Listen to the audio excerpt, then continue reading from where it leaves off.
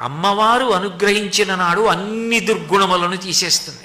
అది అయ్యే వరకు ఎంత కింద మీద పడ్డాడు విశ్వామిత్రుడు, ఎన్నిసార్లు కామక్రోధములకు వశపడిపోయాడు, శాపాలిచ్చాడు, త్రిశంకుణ్ణి స్వర్గానికి పంపుతానన్నాడు, తపస్సు పోగొట్టేసుకున్నాడు, మేనక వశపడిపోయాడు, కామానికి లొంగిపోయాడు, రంభ మీద కోప్పడ్డాడు, రంభని శపించాడు, ఆమె వలన తపస్సు పోగొట్టేసుకున్నాడు.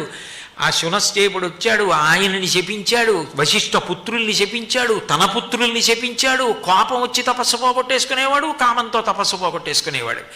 చిట్ట చివరికి 1000 సంవత్సరాలు తపస్సు చేసి ఒక్క ముద్ద తినబోతున్నాడు.